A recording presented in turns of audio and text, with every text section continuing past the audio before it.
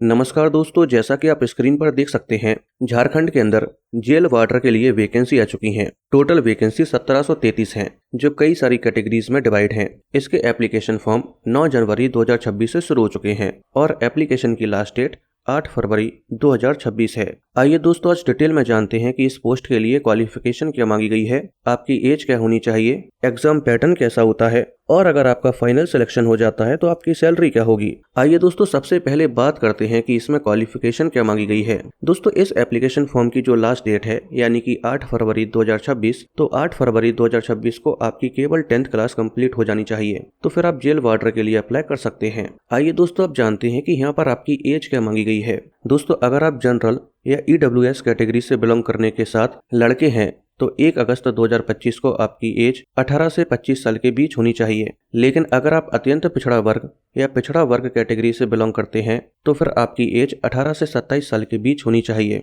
इसी तरह से अगर आप लड़की हैं और जनरल, EWS, OBC या बैकवर्ड क्लासेस से बिलोंग करती हैं तो आपकी एज 1 अगस्त 2025 को 18 से 28 साल के बीच होनी चाहिए। लेकिन अगर आप मेल या फीमेल कैंडिडेट हैं और SC ST कैटेगरी से बिलोंग करते हैं तो फिर आपकी एज 1 अगस्त 2025 को 18 से 30 साल के बीच होनी चाहिए। इसके अलावा होमगार्ड, एक्स सर्विसमैन या सहायक पुलिस के लिए मैक्सिमम एज लिमिट क्या होगी, इसे आप टेबल में देख सकते हैं। आइए दोस्तों, अब जानते हैं कि जेल वार्डर के लिए सिलेक्शन प्रोसेस कैसा होता है। दोस्तों, इसका सिलेक्शन प्रोसेस 3 स्टेज में होता है। पहली स्टेज पर PST और PET होता है, दूसरे स्टेज पर एक रिटन एग्जामिनेशन होता है और तीसरे स्टेज पर मेडिकल एग्जामिनेशन होता है। आइए दोस्तों, इन तीनों ही स्टेज को थोड़ा सा डिटेल में जान लेते हैं। सबसे पहले फिजिकल स्टैंडर्ड टेस्ट होता है, जिसमें अगर आप लड़के हैं और जनरल, EWS, OBC या बैकवर्ड क्लासेस से बिलोंग करते हैं तो फिर आपकी हाइट 160 सेंटीमीटर या उससे ज़्यादा होनी चाहिए और आपकी चेस्ट एक्सपेंड करने के बाद यानी कि फुलाने के बाद 81 सेंटीमीटर होनी चाहिए। इसी तरह से अगर आप लड़के हैं और SC ST कैटेगरी से बिलोंग करते हैं तो फिर आपकी हाइट 155 सेंटीमीटर या उससे ज़्यादा होनी चाहिए और आपकी चेस्ट का मिनिमम एक्सपेंशन 79 सेंटीमीटर या उससे ज़्यादा होना चाहिए। लेकिन अगर आप लड़की हैं तो आपकी हाइट 148 सेंटीमीटर या उससे ज़्यादा होनी चाहिए। PST यानी कि फिजिकल स्टैंडर्ड टेस्ट के तुरंत बाद फिजिकल एफिशिएंसी टेस्ट होता है। इसमें अगर आप लड़के हैं तो आपकी 1 मील यानी कि 1600 मीटर की दौड़ होती है, जिसे आपको 6 मिनट के अंदर पूरा करना होता है। लेकिन अगर आप लड़की हैं तो आपको 1600 मीटर की दौड़ 10 मिनट में कंप्लीट करनी होती है। दोस्तों, PST और PET के कोई भी नंबर नहीं दिए जाते हैं। ये दोनों ही टेस्ट क्वालिफाइंग नेचर के होते हैं, इन्हें आपको केवल पास करना होता है। अगर आप PST और PET को क्वालिफाई कर लेते हैं तो दूसरी स्टेज पर रिटन एग्जामिनेशन होता है और ये MCQ फॉर्मेट में होता है और ये एग्जाम ऑफलाइन होता है यानी कि OMR शीट पर होता है। इस एग्जाम में 3 पेपर होते हैं और ये तीनों पेपर एक ही दिन होते हैं। पहला पेपर लैंग्वेज का होता है, इसमें हिंदी भाषा के 80 प्रश्न और अंग्रेजी भाषा के 40 प्रश्न होते हैं। इस तरह से टोटल क्वेश्चंस 120 होते हैं, लेकिन टोटल नंबर 360 होंगे क्योंकि हर एक क्वेश्चन 3 नंबर का होता है और हर एक पेपर में नेगेटिव मार्किंग भी होती है जो 1 नंबर की होती है। यानी कि अगर आप कोई क्वेश्चन सही करते हैं तो आपको 3 नंबर दिए जाएंगे, लेकिन अगर आप कोई क्वेश्चन गलत कर देते हैं तो आपका 1 नंबर काट दिया जाएगा। और पहले पेपर में आपको 2 घंटे का समय दिया जाता है। पहला पेपर केवल क्वालिफाइंग होता है, यानी कि पहले पेपर के फाइनल मार्क्स मेरिट में नहीं जोड़े जाते हैं, यानी कि आपको 360 में से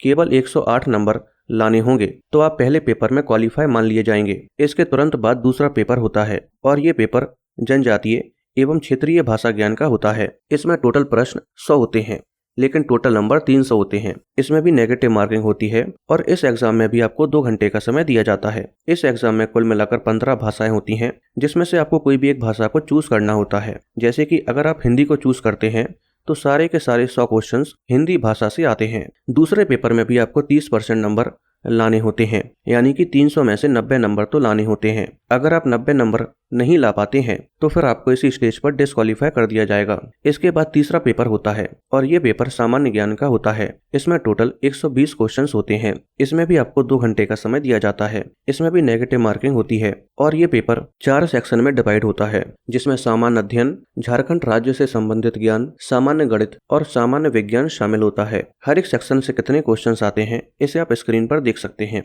इस तरह से ये 3 पेपर एक ही दिन होते हैं, जिसमें से पहला पेपर यानी कि अंग्रेजी और हिंदी भाषा का पेपर क्वालिफाइंग होता है। इसके नंबर मेरिट में नहीं जोड़े जाते हैं। और इसके अलावा दूसरे और तीसरे पेपर के नंबर फाइनल मेरिट लिस्ट में जोड़े जाते हैं। लेकिन अगर आप दूसरे पेपर में 30% से कम नंबर लाते हैं तो फिर आपको डिस्क्वालीफाई कर दिया जाएगा।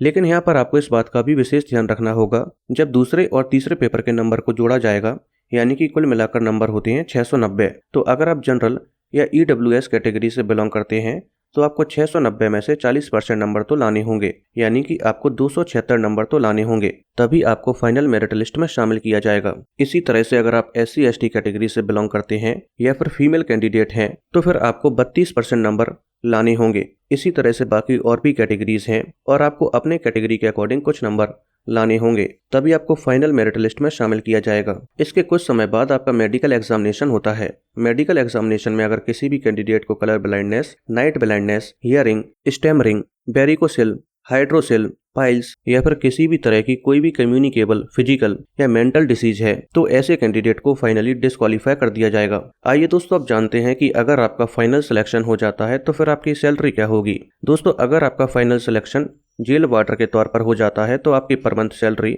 लेवल 2 के अकॉर्डिंग 19,900 रुपए से लेकर 63,200 रुपए के बीच होगी।